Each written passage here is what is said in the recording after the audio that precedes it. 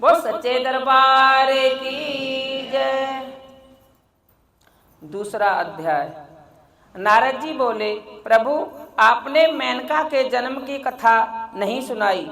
ब्रह्मा जी बोले, सुनो, वह भी कहता हूँ। मेरे पुत्र दक्ष के यहाँ कोई संतान कई थी, किंतु वह सबकी सब तुम्हारे उपदेश के कारण बैरागी हो गई थी।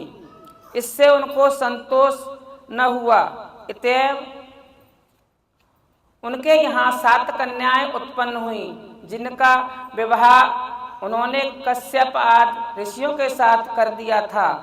उन 7 कन्याओं में से स्वधा नामक कन्या उसने पितरों को दे दी थी। सुधा के यहाँ कन्याएं उत्पन्न हुई थी, मेनका, धन्याय और कमलावती। यह तीनों कन्या रूपवती तो थी ही, उनके साथ ही साथ धर्म स्वरूप भी थी।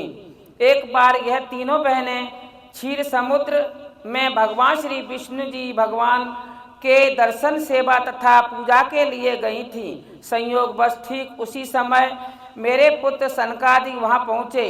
भगवान विष्णु ने समस्त देव मंडल के साथ उठकर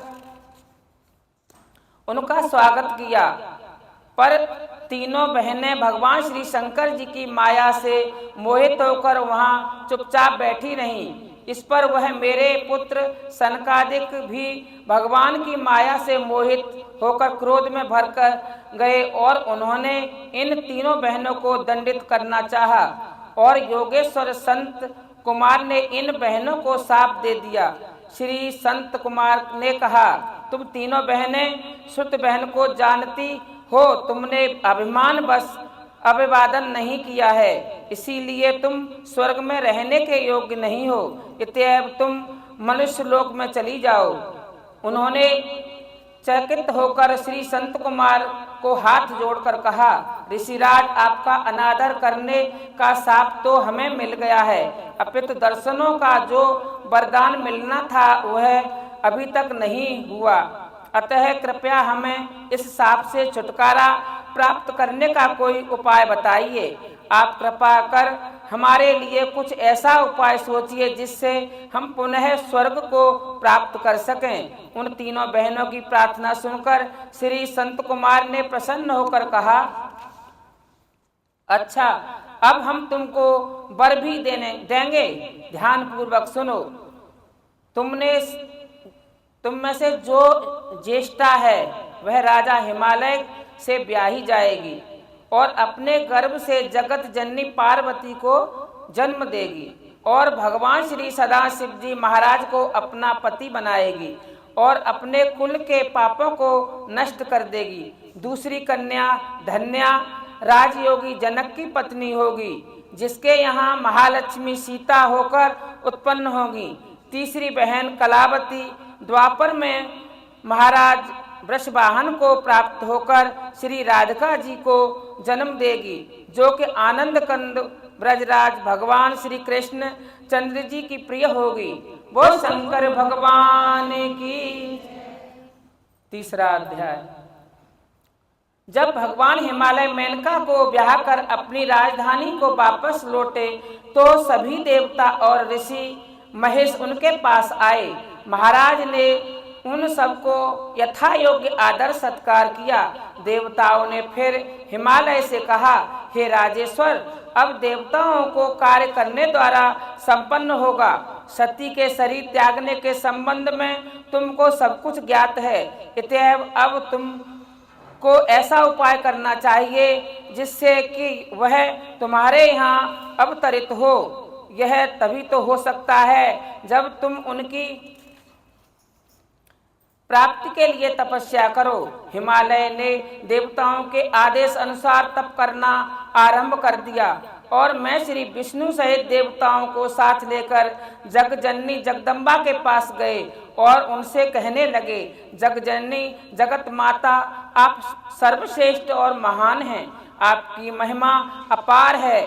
हम सब लोग आपकी शरण में आए हैं। अब आप दोबारा अवतार लेकर हम सबके मनोरथ पूर्ण करो, तभी सनकादिक के वचन भी पूरे होंगे। तो हम लोगों की प्रार्थना सुनकर भगवती ने प्रसन्न होकर अत्यंत कोमल तथा मधुर स्वर में कहा, तुम लोगों की इच्छा अवश्य पूर्ण होगी। महाराजा हिमालय और महारानी मेनका भी इसी उद्देश्य से तपस्या कर रहे हैं और उनके साथ ही साथ भगवान श्री सदाशिव जी महाराज की यही इच्छा है। ऐसा कहकर भगवती अंतर्ध्यान हो गई और देवता प्रसन्नचित्त अपने धाम को वापस लौट आए। वो शंकर भगवान की। चौथा अध्याय। ब्रह्मा जी बोले, हे नारद, देवताओं का आदेश मानकर हिमाचल और मेनका दोनों भगवती जगदम्बा सहित पूजन करने लगे। वह लोग अष्टमी का व्रत रखकर भगवान श्री सदाशिव जी का पूजन करते थे। फिर नवमी के दिन धूप दीप आदि से भगवती का पूजन करते। कभी आहार के साथ और कभी निराहार रहकर जगदम्बा का पूजन करते। वह 27 वर्ष तक इसी प्रकार तप करते रहे। उनकी तपस्या से प्रसन्न होकर भगवती ने उनको साक्षात दर्शन दिए। उसके अंगों की सभी प्रभात काल के सूर्य के समान थी। मस्तक पर चंद्रमा का मुकुट था।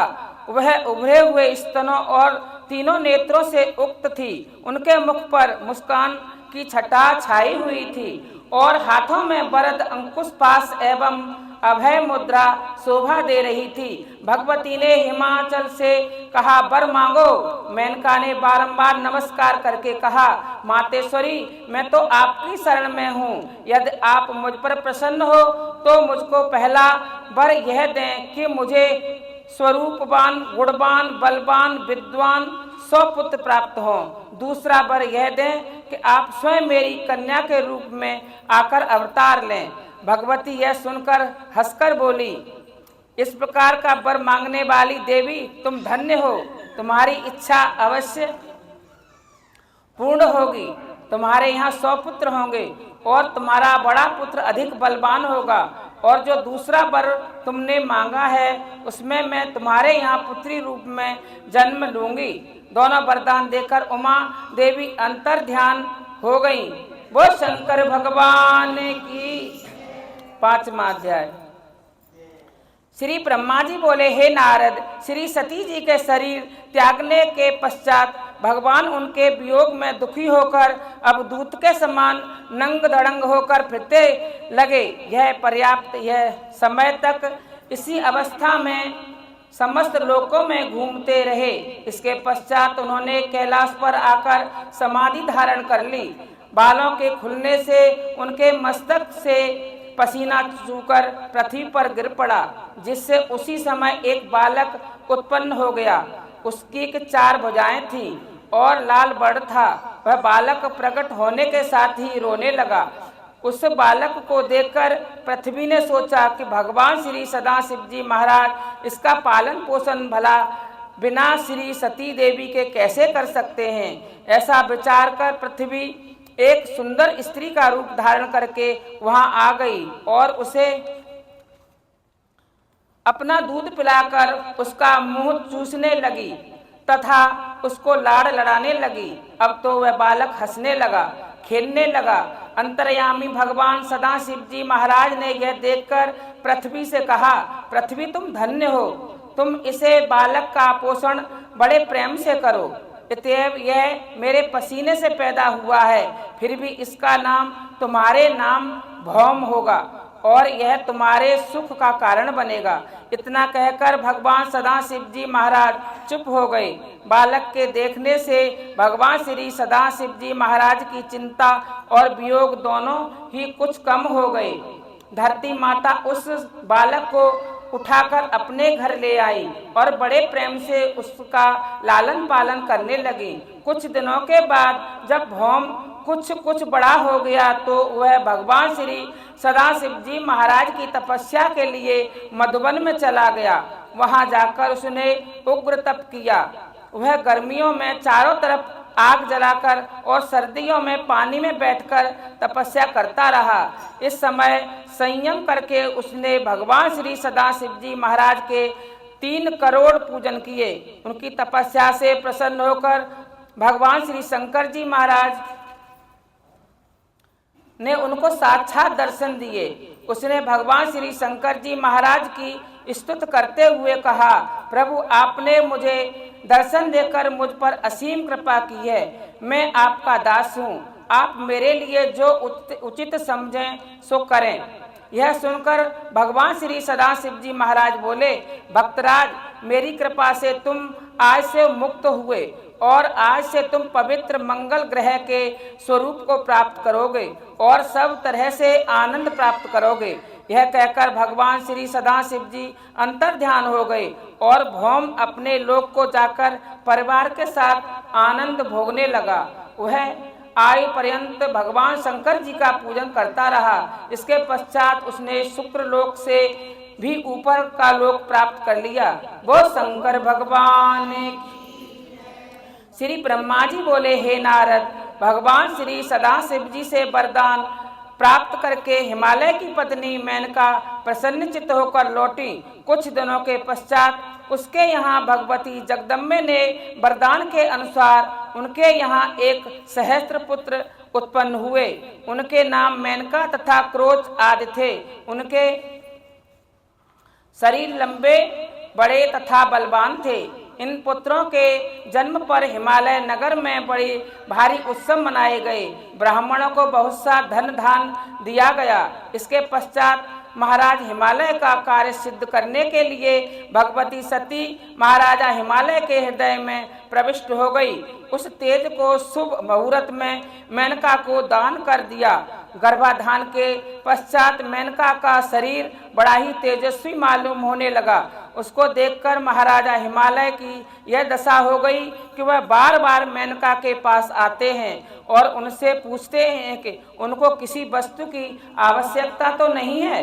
उस समय मेनका लज्जित सी होकर कुछ उत्तर न देती थी। मेनका जिस वस्तु की इच्छा करती थी वह उसे अपने आप ही प्राप्त हो जाती थी। जितना ही गर्भ बढ़ता जाता था उतना ही मेनका का शरीर तेजस्वी मालूम होता था। गर्भ अवस्था के संस्कारों को हिमालय ने बड़ी धूमधाम से मनाया।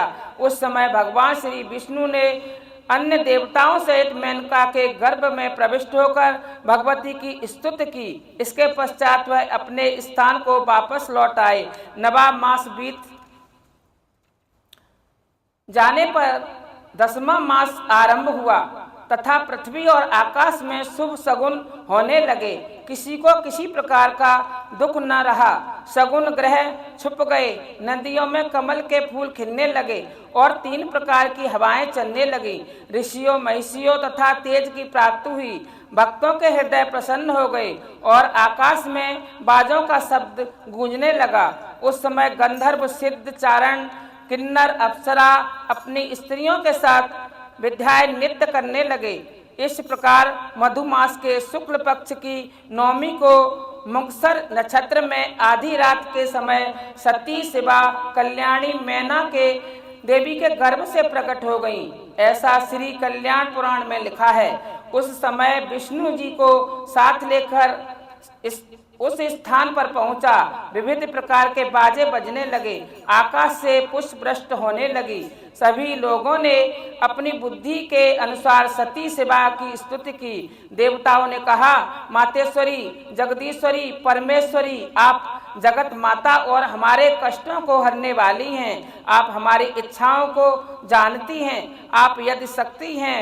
आप ब्रह्मा विष्णु शंकर भी आपके पुत्र कहे जाते हैं। 3 गुण आप में व्याप्त हैं। आप ब्रह्मा स्वरूप सर्वव्यापक हैं। हालांकि वेद आपकी महिमा का वर्णन करते हैं लेकिन वह भी आपका पर नहीं पाते।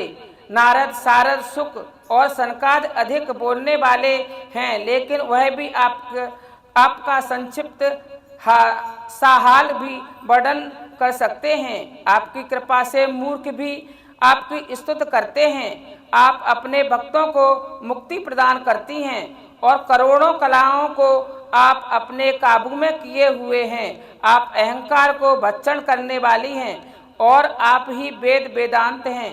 इस प्रकार जगदम्बा की स्तुति करने के सब लोग अपने अपने स्थान को वापस लौट गए। बोल शंकर भगवान की, बोल पार्वती मैया की जय।